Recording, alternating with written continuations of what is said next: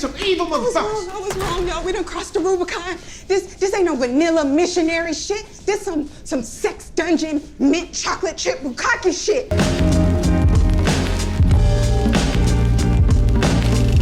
Hey, what's up everyone? Paul from Grindhouse Funhouse.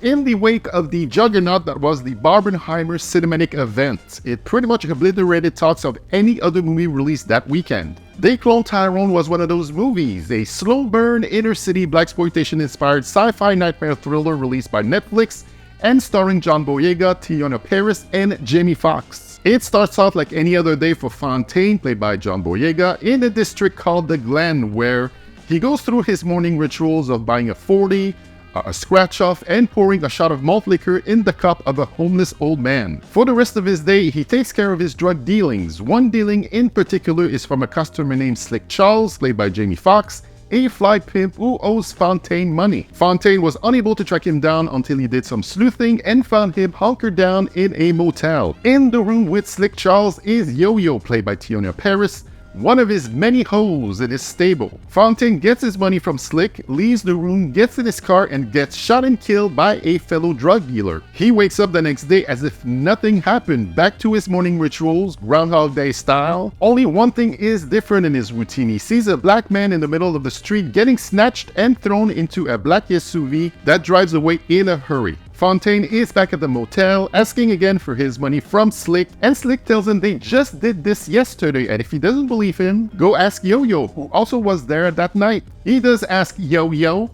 she confirms, and tells him while she didn't see the actual shooting, she did see the car leave the scene, so they go on the lookout for it. They find it, and Fontaine notices that it's the same black SUV he saw earlier, which leads them to a trap house. They go inside, look around, find a break room for some reason. I guess they need a break from consuming all kinds of drugs, which makes Fontaine even more suspicious. As he looks some more around the house, he opens a closet door, which turns out to have access to an elevator. That leads them to an underground lab where some white dude with an afro is there working his shift. Fontaine tries to extract information from him, and the lad guy lets it slip that, "No, but you don't want to do this, man. We're everywhere."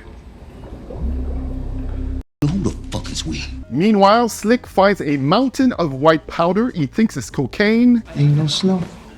I can still ski in it. and happily snorts a good chunk of it. He's asked by Fontaine to keep an eye on the lab guy. That's when he starts giggling for no reason, as Fontaine looks around the lab and finds himself dead on a slab. While Slick accidentally kills the lab guy, an alarm starts ringing and they flee the scene. They hide out for the night at Yo-Yo's grandma's place, and the next morning they go back to the house and find that the access to the lab vanished. All this sleuthing makes them hungry, so they go to their favorite fried chicken place and eat that delicious chicken as we get a recap of what just has been going on. Slick notices something's not quite right. Everyone eating the chicken be all laughing and shit for no reason. Kinda like how he was giggling the night before when he ingested all that powder, so he deduced that the powder in the chicken is the same powder from the lab.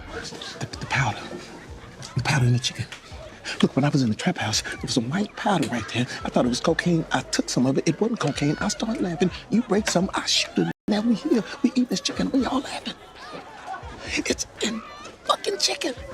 So what do? They send in Yo-Yo to do her thing, investigate on the white afro manager looking strikingly similar to the lab guy, and find out that the whole town is under surveillance. If it's in the Glen, they watching. And it's only here. Because I'm telling y'all, I looked at every single one of them screens, and they only watching places that's in our neighborhood. Man, who gives a fuck about the Glen? That the man are conducting experiments on the black population of the Glen. For what purpose? Y'all have to watch the rest of the movie to find out. When I say slow burn, it's about an hour into the movie where the sci-fi part kicks in. Everything before that slowly unravels to that point. The chemistry between Boyega, Parris, and Foxx is undeniable. I will watch them in a series of movies just solving mysteries all day, every day. Because that's what the Cloned Tyrone basically is. It's a Scooby-Doo mystery with 3 unlikely characters joining together to solve it. Not any kind of mystery, a conspiracy that turns out to be true, a diabolical plan that controls every aspect of their lives by a vast underground of sinister but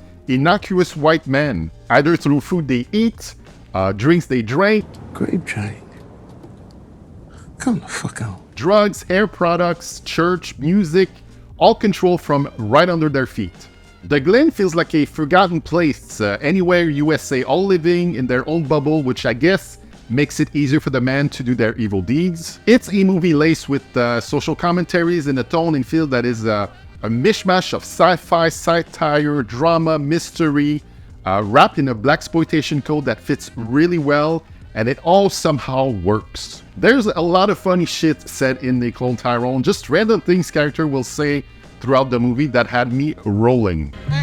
You ain't getting no motherfucking David Carradine for $50. All thanks to writer-director Juel Taylor. In his directorial feature-length debut, he already feels like a seasoned filmmaker. Jamie Foxx as Slick Charles hasn't been this funny in a movie in years. Like, I'm trying to think, what's the last movie he was in that he really brought it with the funny, and I am drawing a blank. John Boyega, good as always, playing Fontaine. He plays him so serious and humorless throughout the movie, being the straight man to the two goofballs he hangs out with. There's a few scenes where he gets to shine through. His serious facade gets broken with some shit he learns that devastates him, and it hits him pretty hard. I only knew Teyonah Parris from the Candyman remake back in 2021. I definitely want to see more from her.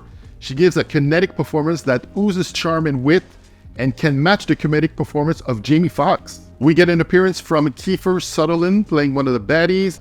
A pimp, a hoe, and a drug dealer walk into a bar.